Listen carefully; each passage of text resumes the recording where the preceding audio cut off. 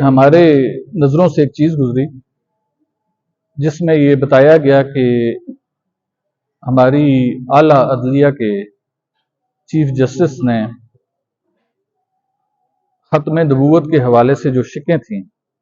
جو قادیانیوں کے حوالے سے قانون مرتب کیا گیا تھا،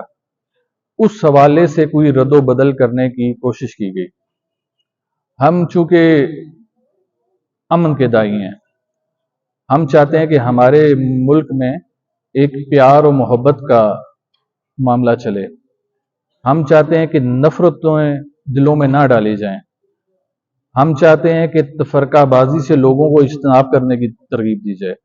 اور یہی وجہ ہے کہ ہمارے دسترخوان پہ شیعہ سنی کی تفریق نہیں ہوتی، ہماری نماز میں شیعہ سنی کی تفریق نہیں ہوتی۔ میں اگر یہاں سے کسی مقام پہ کسی محفل کے لیے جاتا ہوں تو میرے ساتھ جاننے والا جو کانوائے ہوتا ہے، جو کریو ہوتا ہے، جو لوگ موجود ہوتے ہیں، اس میں شیعہ بھی ہوتے ہیں، اس میں سنی بھی شامل ہوتے ہیں۔ ہماری کوشش ہوتی ہے کہ یہ تمام اللہ کی مخلوق اور رسول اسلام کی امت کو یکجا کیا جائے، ملک میں ایسی بات نہ کی جائے، ایسے بیانات نہ دیے جائیں جس سے فتنہ اور انتشار پھیلے۔ لیکن جب ہمیں کوئی ایسی چیز ملے جہاں پر ہمیں یہ نظر آ رہا ہو کہ اگر ہم یہ بات نہیں کریں گے تو ہم کہیں حضور اسلام کے مجرم نہ ٹھہر جائیں، کل ہم نے اللہ کی بارگاہ میں بھی پیش ہونا ہے۔ ایسا نہ ہو کہ ہم دنیا کے فساد کو دیکھتے ہوئے کہ کہیں ہمارے زبان و بیان سے فساد نہ پڑ جائے، ہم اس فساد کو روکتے روکتے اللہ کی بارگاہ میں مجرم قرار دیے جائیں۔ تو ہمارے لیے جو سب سے بڑی چیز ہوگی، جو اگر ہم تفرقات سے ہٹنے کی بات کرتے ہیں تو یہ بھی اللہ کی خوشنودی حاصل کرنے کے لیے کرتے ہیں، ہم اللہ کو خوش کرنے کے لیے کرتے ہیں، ہم اللہ کے حبیب کو خوش کرنے کے لیے کرتے ہیں۔ لیکن ایسا نہیں ہو سکتا کہ اللہ کے حبیب کی نبوت کے اوپر سوال اٹھے تو پھر بھی ہم لوگوں کو خوش کرتے رہ جائیں، پھر بھی ہم یہ دیکھتے رہ جائیں کہ کہیں پھر فرقہ نہ پڑ جائے، کہیں اختلاف نہ پڑ جائے، کہیں فساد نہ پڑ جائے۔ ہمارے لیے سب سے مقدم ذات اللہ کی ذات کے بعد حضور الاسلام کی ذات ہے، لہٰذا جب حضور الاسلام کی ذات کے اوپر بات آئے گی، جب آپ کی ختم نبوت کے اوپر بات آئے گی، اس سے متعلق کسی قانون میں ترمیم یا اس کو رد یا اس کو بدلانے کی بات آئے گی تو ہم اپنے اس پلیٹ فارم سے اس کے لیے آواز اٹھائیں گے، خواہ وہ اس ہمارے ملک کا کوئی مقتدر ادارہ ہو، خواہ وہ ہمارے ملک کی کوئی خاص ہستی یا اہمیت والی شخصیت ہو، لیکن وہ یہ جان لے کہ چاہے وہ جتنی بھی خاص ہو جائے، اس کے پاس جتنا بڑا مرضی عہدہ آ جائے، جتنی بڑی مرضی طاقت آ جائے، اس نے آخر پہ حضور کے سامنے ضرور پیش ہونا ہے۔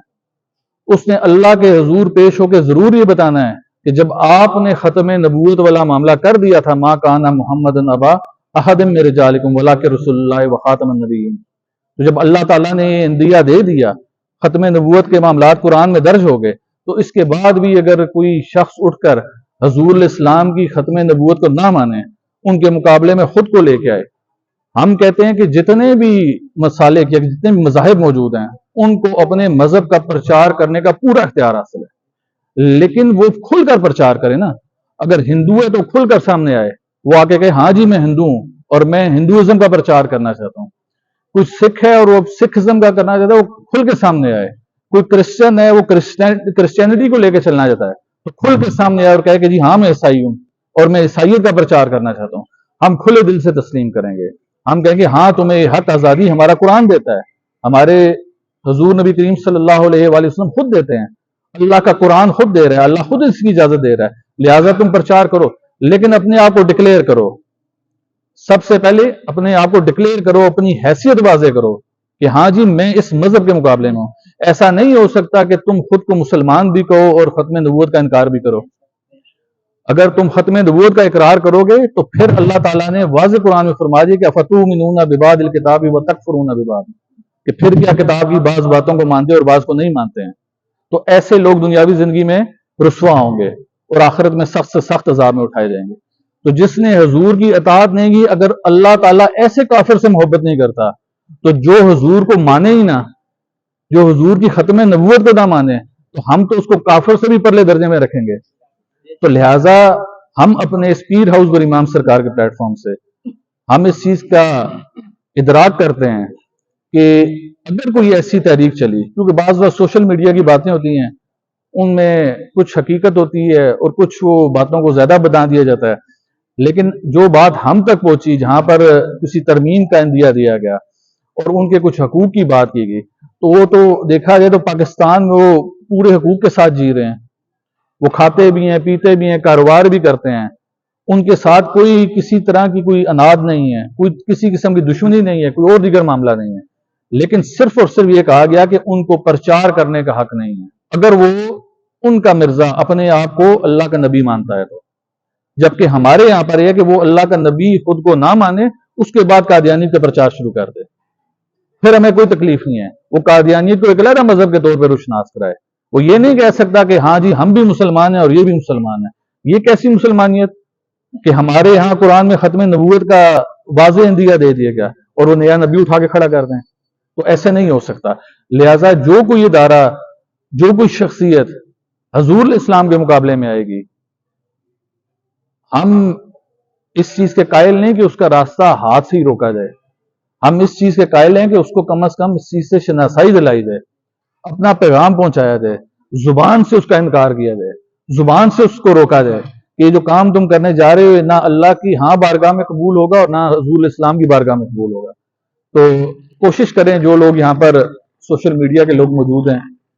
آج کل ہر شخص موبائل رکھتا ہے اور وہ مختلف ایپس استعمال کرتا ہے، کوشش کریں جب ہمارا یہ پیغام چلے تو اس پیغام کو زیادہ سے زیادہ آگے شیئر کریں، فارورڈ کریں، تاکہ ہماری یہ جو بات ہے یہ اقتدار کے ایوانوں میں جائے اور انہیں پتہ چلے، اور وہ لوگ جو یہ سمجھتے ہیں کہ شاید پیر خانوں میں صرف اور صرف لنگر دیا جاتا ہے، حضور کی بات یا حضور کی ختم نبوت کی بات نہیں ہوتی، تو ہم بڑا واضح کرتے ہیں کہ جس دن ہمیں یہ لگا کہ اس ملک میں یا کسی اور جگہ پہ حضور کی ذات کے اوپر کوئی خطرہ منڈلا گیا ہے، تو جیسے کربلا میں ہمارے آباء و اجداد آگے ہوئے تھے سر کٹانے کے لیے، اس طرح ہم بھی یہاں پر آگے ہوں گے۔ ہم صرف باتیں کرنے والوں میں سے نہیں ہیں کہ جمعے کے دن باہر نکل گیا نماز کے بعد اور جا کے ختم نبوت کی بات شروع کر دی۔ ہم ہر ایک کو دیکھ رہے ہیں کہ کون کیا کر رہا ہے اور کیا نہیں کر رہا ہے، کہ ہم نیتوں سے بھی واقف ہیں کہ کون کس نیت کے ساتھ کر رہا ہے، کون یہ چورن بیچ رہا ہے اور کون یہ صرف اور صرف دنیاوی شہرت حاصل کرنے کے لیے کر رہا ہے۔ لیکن باخدا یہ دنیا بھی دیکھے گی، یہ ہمارا بیان بھی ریکارڈ پر جائے گا، یہ آن ایئر بھی ہوگا، آپ لوگ بھی اس کا پرچار کریں گے۔ جس دن حضور کی ختم نبوت پہ پریکٹیکلی بات آئی، جان دینے کی بات آئی، تو پھر آل رسول ہی آگے ہوگی۔